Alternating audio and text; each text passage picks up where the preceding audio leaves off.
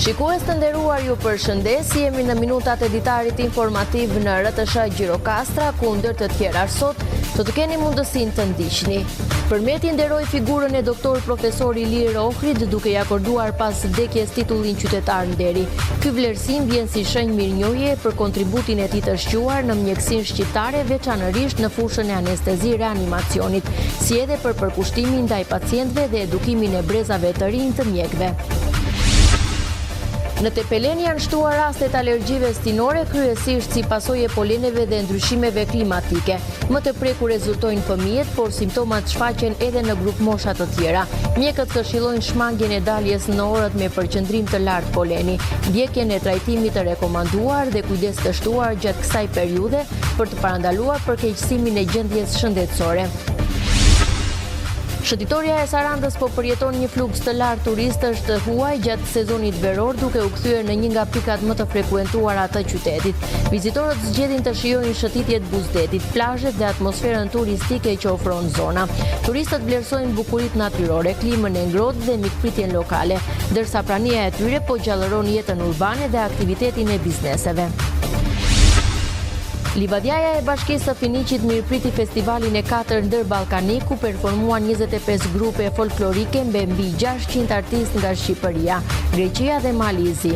Përmes këngëve, valleve dhe kostumeve tradicionale, artistët promovuan trashëgimin kulturore dhe përcollën mesazhe miqësie, bashkëpunimi dhe bashkëjetese mes popujve të Ballkanit. Ju njohim tani më gjërësisht. Përmeti nderon figurën e doktor profesor Ilir Ohrit duke i akorduar pas vdekjes titullin qytetar nderi. Ky vlerësim vjen si shenjë mirënjohjeje për kontributin e tij të shquar në mjekësinë shqiptare, veçanërisht në fushën e anestezi reanimacionit, si edhe për kushtimin ndaj pacientëve dhe edukimin e brezave të rinj të mjekëve. Ceremonia u zhvillua me pjesëmarrjen e familjarëve, kolegëve dhe përfaqësuesve të institucioneve. Në një ceremoni të mbushur me emocione dhe respekt, nëpërmjet u dorëzua titulli qytetar nderi i Përmetit, akorduar pas vdekjes për doktor profesor Ilir Ohrin, një prej figurave më të spikatura të mjekësisë shqiptare. Ky vlerësim vjen si shenjë mirënjohje për kontributin e tij të jashtëzakonshëm në fushën e anestezisë reanimacionit. Nderimi me titullin Nderi i qytetit të Përmetit është një vlerësim që nderon jo vetëm punën, por edhe kontributin e Ilirit në përkushtimin ndaj njerëzve dhe shembullin që ai la nga pas. Kolegët kujtuan profesionalizmin dhe përkushtimin e Ohrit. Ai është një nga themeluesit e shërbimit modern të anestezi reanimacionit dhe ka qenë drejtues i tij për 30 vite. Një ditë padyshim e paharruar për familjen, për ne miq shokët që kemi punuar një të tërë me Ilirin. Iliri të bënte që të dije si të mendoje. Përfaqësuesit e Bashkisë së Përmetit theksuan se ky titull është shprehje e mirënjohjes së qytetit. Ka njerëz që me punën dhe përkushtimin e tyre lënë gjurmë që nuk zbehen me kalimin e kohës. Profesori Ilir Ohri është një prej tyre. Ceremonia u mbyll me mesazhe vlerësimi dhe respekti për figurën e doktor profesor Ilir Ohrit, ndërsa të pranishmit nënvizuan se kujtimi dhe vepra e tij do të mbeten një frymëzim për brezat e ardhshëm dhe një krenarie përhershme për Përmetin. Me njëherë pas siglës mbyllëse do të keni mundësinë të ndiqni një material më të zgjeruar në lidhje me këtë ceremoninë. Do të vijojmë ndërkohë me të tjera informacione. Protesta qytetare në Gjirokastër ka hyrë në ditën e 15 me qytetarët që vijojnë të kërkojnë transparencë, llogaridhënie dhe mbrojtje të pasurive publike. Tubimi i nisi në sheshin Çerçiz Topulli dhe vijoi me një marshim drejt bulevardit 18 shtatori. Gjatë fjalimeve, pjesëmarrësit theksuan nevojën për forcimin e institucioneve dhe mbartjen e përgjegjësisë nga çdo individ që ka ushtruar funksione publike. Ata u shprehen se vendimarrja e marrë gjatë ushtrimit të detyrës duhet të shoqërohet me përgjegjësi të plotë ligjore dhe morale. Megjithëse pjesëmarrja vijon të jetë e ulët, organizatorët deklaruan se protesta do të vijojnë edhe në ditët në vijim. Protesta u zhvillua pa incidente dhe u mbyll me një marshim qytetar në mbështetje të transparencës, shtetit ligjor dhe interesit publik. Në Tepeleni janë shtuar rastet e alergjive stinore kryesisht si pasojë e poleneve dhe ndryshimeve klimatike. Më të prekur rezultojnë fëmijët, por simptomat shfaqen edhe në grup mosha të tjera. Mjekët këshillojnë shmangjen e daljes në orët me përqendrim të lartë poleni, ndjekjen e trajtimeve të rekomanduara dhe kujdes të shtuar gjatë kësaj periudhe për të parandaluar përkeqësimin e gjendjes shëndetësore. Gjatë kësaj periudhe në qytetin e Tepelenës ka patur një shtim të rasteve me alergji stinore, duke prekur kryesisht personat me ndjeshmëri ndaj poleneve dhe ndryshimeve sezonale. Sipas pneumologut doktor Shahin Meçe, më të prekur kanë qenë fëmijët, por nuk kanë munguar edhe grup moshat e tjera. Sipas mjekut, kjo është një periudhë ku pacientët ankohen më shpesh për simptoma si bllokimi i rrugëve të frymarrjes, dështima të shpeshta, kruarje dhe skuqje të syve. Ka pasur raste të shtuara gjatë kësaj periudhe me raste me alergji me rinite, me urtikarje generalizuara, me dermatite alergjike. Pra kemi rastet që ka pasur gjatë kësaj periudhe rastet të tilla. Në përgjithësi ka prekur të gjitha moshat, shfaqjet e fëmijët, po janë shfaqur edhe tek moshat e rritura. Rastet e alergjive janë pa ndonjë dallim midis moshave. Për të shmangur përkeqësimin e gjendjes, doktor Shahini këshillon që pacientët të tregojnë kujdes të veçantë duke shmangur ekspozimin e tepërt në natyrë gjatë ditëve me përqendrim të lartë poleni, gjithashtu të mbajnë me vete mjekimin e rekomanduar nga mjeku e të tjerë. Duhet të tregojnë më të kujdesshëm në daljet e tyre, sidomos në vendet ku ka polene të shtuara, dhe në momentet që rëndohet gjendja e tyre, mirë është që të kërkojnë ndihmën mjekësore për të marrë trajtimin. Ndërsa ajrosja e ambientit në orët e duhura dhe ruajtja e higjienës personale mund të ndihmojnë në minimizimin e simptomave, pohon doktor Shahin Meçe. Shëtitoria e Sarandës po përjeton një fluks të lartë turistësh të huaj gjatë sezonit veror, duke u kthyer në një nga pikat më të frekuentuara të qytetit. Vizitorët zgjedhin të shijojnë shëtitjet buzdetit, plazhet dhe atmosferën turistike që ofron në zona. Turistët vlerësojnë bukuritë natyrore, klimën e ngrohtë dhe mikpritjen lokale, ndërsa prania e tyre po gjallëron jetën urbane dhe aktivitetin e bizneseve. Shëtitoria e Sarandës vijon të jetë një nga zonat më të frekuentuara gjatë kësaj periudhe, duke tërhequr çdo ditë një numër të madh vizitorësh të huaj. Turistë nga vende të ndryshme të Europës dhe më gjerë zgjedhin të kalojnë kohën e tyre përgjatë Bregdetit duke shijuar pamjet, atmosferën dhe ofertën turistike të qytetit. Është hera e parë që vi këtu. Qyteti është i mrekullueshëm, moti është shumë i këndshëm dhe atmosfera është fantastike. Ka plazhe të bukura, ujë të pastër dhe shumë aktivitete për të bërë. Është hera ime e parë në Sarandë, por besoj se nuk do të jetë e fundit. Ne kemi ardhur nga Londra, mbritëm mbrëmje dhe bëm një shëtitje të bukur përgjatë Bregdetit. Kaluam një mbrëmje të këndshme dhe sot do të shkojmë në plazh. Deri tani më pëlqen shumë ky vend. Gjatë gjithë ditës shëtitoria mbushet me vizitorë që shëtisin, pushojnë në lokale buzdetit dhe njihen nga afër me jetën e qytetit. Sipas turistëve, Saranda ofron një kombinim të bukur mes natyrës, klimës së ngrohtë dhe mikpritjes, duke e bërë atë një destinacion të preferuar për pushime.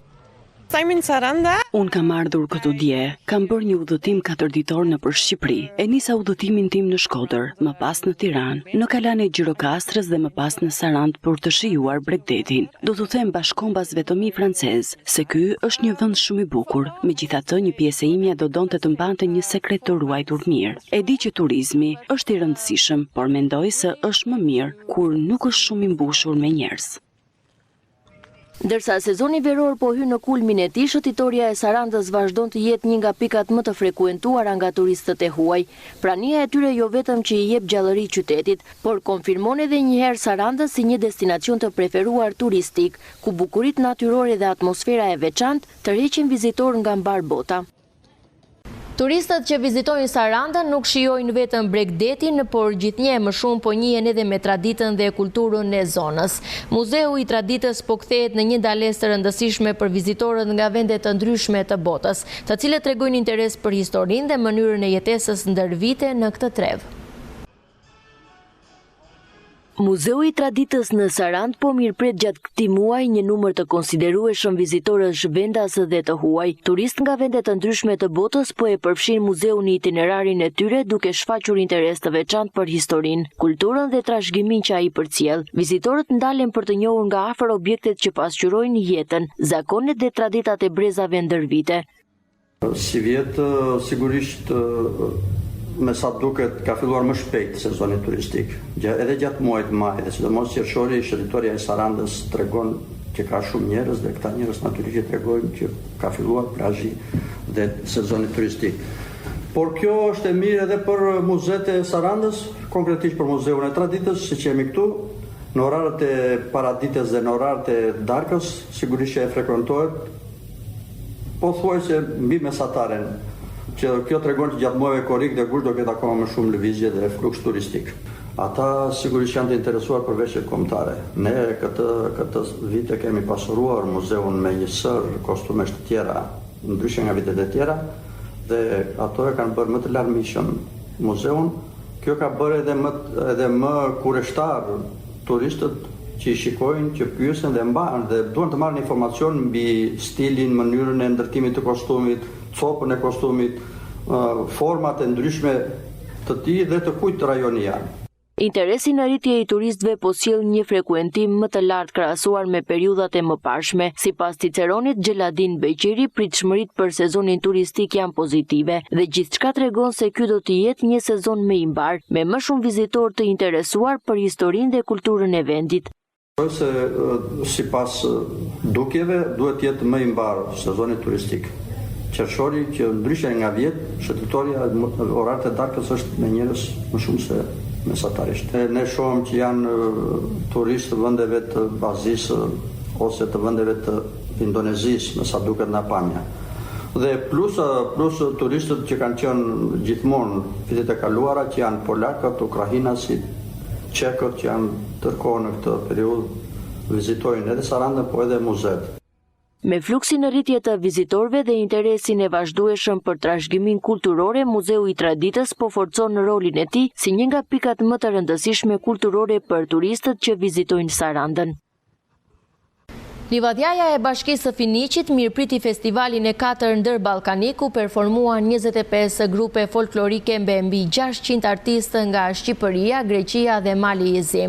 Përmes këngëve, valleve dhe kostumeve tradicionale, artistët promovuan trashëgiminë kulturore dhe përcollën mesazhe miqësie, bashkëpunimi dhe bashkëtese mes popujve të Ballkanit. Aktiviteti u organizua nga shoqata kulturore Shën Kozmaj e Livadjas.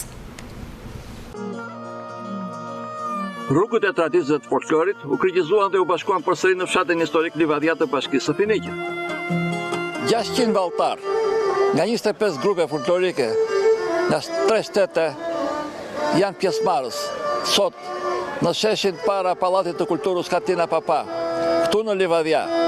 Pjesëmarrës në festivalin e 4 ndërballkanik të këngës dhe të valles popullore. Aktiviteti organizuar nga shoqata kulturore Shën Kozmaj e Livadja, e cila feston si vjet për vjetorin e saj të 10, që nga krijimi i saj. Kujt ja dedikoni këtë aktivitet në si vjetshëm? Ka ndonjë dedikim të veçantë? E kushtojmë 10 vjeçaris së shoqatës, se vjet mbyllim 10 vjet që punojmë edhe përpiqemi për vendin tonë këtu, që të vinë sa më shumë njerëz dhe sa më shumë turistë. Folklori shqiptar u prezantua dhe njësisht në këtë aktivitet nga shoqata kulturore Përmeti.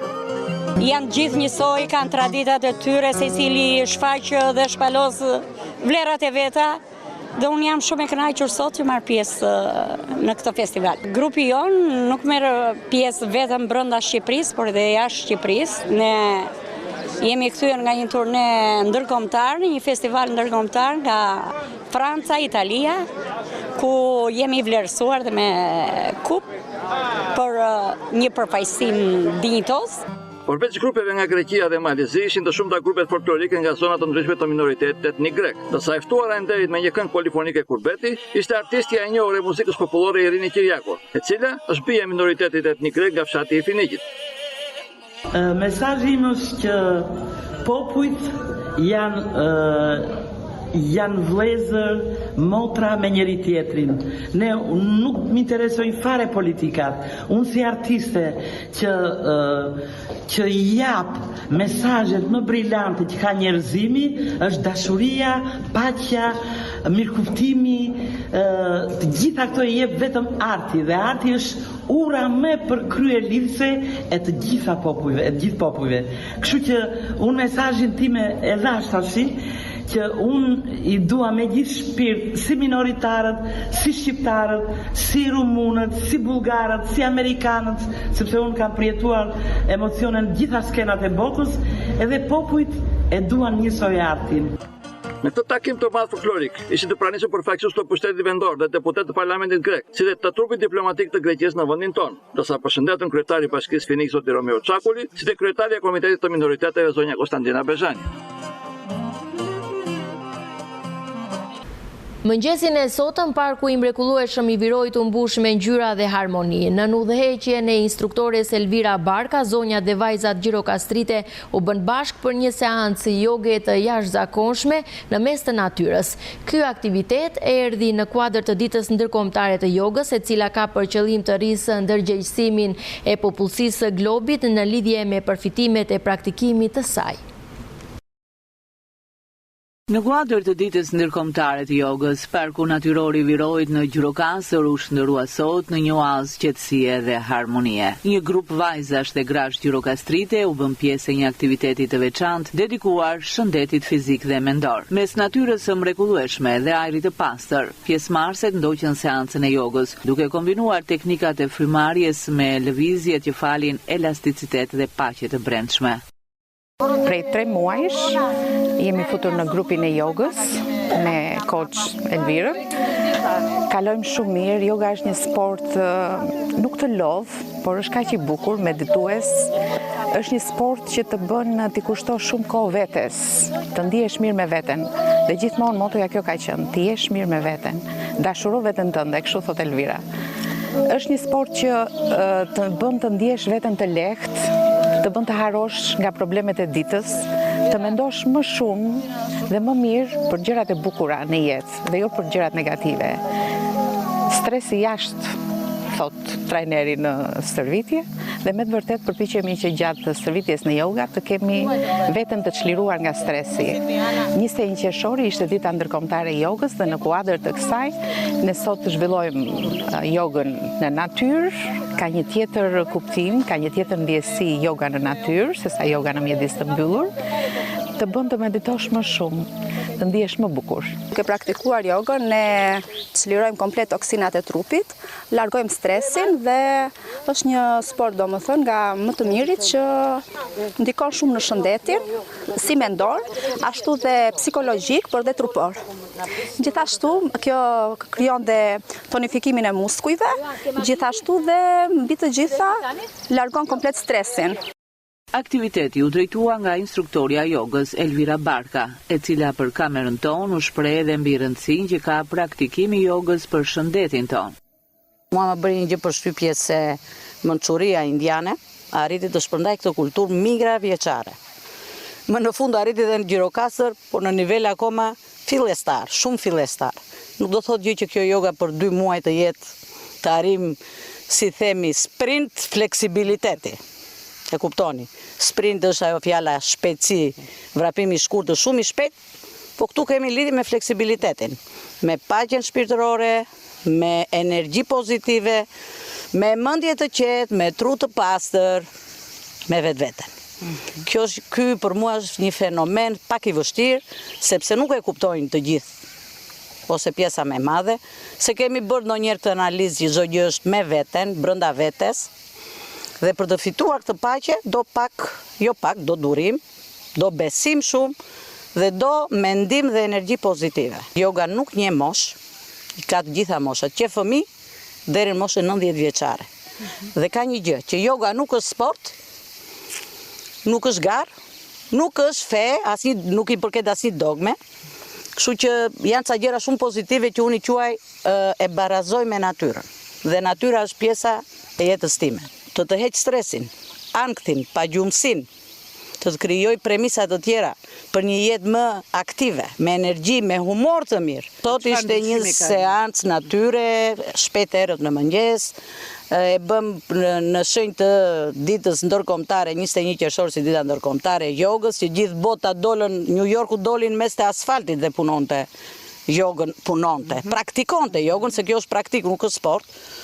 Ne erdhëm në Virua këtë mundësi që kemi për të pak të hapësirë, natyrë, pak ujë, pak lagështi dhe pak freski, të gjitha. Ky aktivitet solli së bashku gratë e çdo brezi, duke përcjellë një mesazh të fortë mbi rëndësinë e kujdesit ndaj vetes dhe jetës aktive. Ishim në minutat e ditarit informativ në RTS Gjirokastra. Unë ju falenderoj për vëmendjen, ju uroj shikim të këndshëm të programeve tona në vijim. Bashkë mirupafshim.